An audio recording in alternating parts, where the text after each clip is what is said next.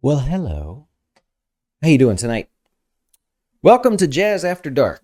I actually got a head start without you there on the Chattanooga whiskey. Charlie actually used to live up in Tennessee, and he got me that for one of the holidays. And so I saw it on the shelf. I said, all right, well, let's go back to that. Hope you're enjoying your night. You got something to drink and hang out with me for a minute. We're going to get a little doom and gloom here tonight. Try something a little different. I won't take long here because this doesn't need to be something you spend a lot of time on. We need to spend time on, planning for your wealth, right? Growing your wealth, even the paying less taxes. I'm like on a mission to pay less taxes legally, of course. But we're going to talk about the sad part here because this comes up. We have clients all over the country, actually all over the world now, thankful for that. And inevitably, every week there's a divorce, there's someone that passes away, there's an illness, there's a change in their lives, like someone starting dialysis that's rather young. And so there's things that come up, right? And I become numb to it. But one of the things that's tough is I have no nice way to say this, but who gets all your crap when you die? It's gonna happen, right? And so maybe shockingly for some of us, if you're in an accident or something, but most of us will just live great lives and we'll just pass away. And who gets your stuff? That part can be a little frustrating for people. So we're gonna go over a few things that maybe you can do and kind of go in like an order of operations here, because I think a lot of people, for whatever reason, are really set on like, let's go set up a trust and man, we're just gonna like hand out this money to people and like do it uniquely and all that stuff. Yeah, that's probably the last thing that most of you should be doing. So let's start with the basics, right? One of the worst accounts that someone can inherit if you pass away is a traditional IRA. Used to not be the case. But now with the new, after the Secure Act, I believe, or the CARES Act, or the whatever, all that stuff that happened, they made it to where that person has to withdraw the IRA within 10 years. And the IRS is now being clear, saying, no, we wanted you to take something out every year for a period of 10 years. See, at first we thought, oh, just wait 10 years and then take it out. Nope, no, they clarified that one. It's tough because it's taxable income. So if your brother inherits, well, let's say your brother inherits it and he's like 7 years younger than you, there's some catches there, but if he's 7 years younger than you and he inherits it, that's taxable income for him. And then that doesn't solve that thing that you did your whole life. You wanted to pay less taxes and grow your wealth. Well, it's not really helpful. Side note, if someone inherits a timeshare from you, that's a horrible thing to inherit. There's a lot of ways out of it though. But if you, this just happened to a client. If you inherit a timeshare, we want to first look at the costs and the fees and see if there's any value in the timeshare. Maybe you can sell it on one of the exchanges or something. But if not, it may be in your best interest to sort of disclaim the property. You're allowed to do that and go, nope, no, I know I inherited it, but I am not claiming that thing. That's probably what this person I'm thinking of is going to do. Anyways, IRA, tough one there. If it's a Roth, still not the greatest, but at least they don't have to pay taxes there. What you do when you have these accounts, and I'm going to talk about all the IRAs and retirement accounts first, 401ks, TSPs, and all that. Set a beneficiary. I've said that a million times. At this point, it's probably nothing new to you that I'm sharing with you. Take a minute and do that. You can even set up backup or contingent beneficiaries, because this happens as well. You may have a beneficiary in mind and they pass away before you do. Then you die and we go looking at the beneficiary. We try to find them, hunt them down. We look them up, find out they passed away. It may just, if you don't have a contingent beneficiary, that's the end of it, right? It goes to probate and someone makes a claim on your account. You can have a contingent beneficiary as well. That goes for all the retirement accounts. If it has a number or a letter in it, like an IRA or 401k, right? Those are retirement accounts. SEP IRA, SEP IRA, retirement account. Number or a letter in it, and you can set a beneficiary. Let's go to the next level. Your bank accounts, brokerage accounts, things that have a loan attached to it that are not retirement accounts. Think of like an asset, almost all assets. If it's held at a financial institution, like a bank account, a CD, maybe something, you have a mutual fund with them or something, you can name a beneficiary. Although they don't call it that. They call it a transfer on death. Essentially, the bank wants to know you've got some money in your checking account, maybe a high yield savings account. Something happens to you, who should we transfer it to on your death? And then it's up to that person. There's no rules, by the way. They can take that account, liquidate it. They can keep using it. They can put it in with their own accounts. That's fine. So that's the next option, transfer on death. Okay, after that is where the will comes in place. This is not the best answer here, but with physical assets that you have that are not held by a financial institution. So for example, you have a car or a collectible. These are really horrible things to inherit, collectible anyways.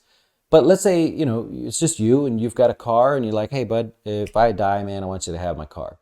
Okay, well, if it's just that person and you only have one friend in your life and no other family or anything, it's probably not a big deal. They can just take your car. Otherwise, you're going to want to have a will.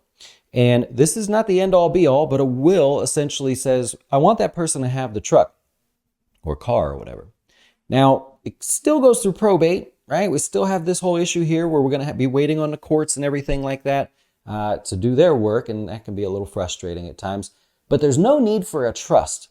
Right, that's the bottom layer. So we started off with beneficiary, transfer on death, maybe a will if you have these physical things that you want people to have. Otherwise, just tell them, take it, right? If you have a big family, there could be some arguing there, and that's why people set up wills, just to kind of direct it and so that no one can challenge the court system that I was supposed to have that signed football by Troy Aikman, and now this person wants to make a claim on it. The will says it goes to you, the courts do their paperwork, and you get the football, right? All right, beyond that is a trust. Now the trust, if you do this, what happens is you're going to set up a trust. It's just this big umbrella bucket sort of thing. I'll call it a bucket. So when you set this up, you're essentially going to put all your stuff into this bucket, right? You can take your brokerage account and put it in the name of the trust. So it would no longer be your brokerage account. It would be your trust, whatever you call it, inside the bucket in the trust. Your IRA, SEP IRA, you can't change the name of those people or those accounts, but the beneficiary would become the trust. So there'd be no single person. The trust would grab the IRA once you pass, and then you would have instructions to pass it on or something. Physical things. It could be that you collect something and it will have a value. It's a piece of art or something. And you say, well, the value is good in 10 years or something. And I want this person to have it in 10 years. That's the kind of thing you do with a trust.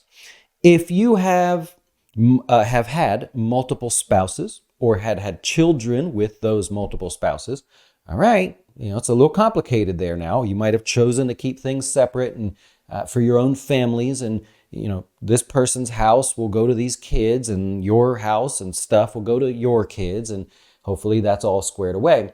But that's when you start looking into really setting up a will and or going into a trust.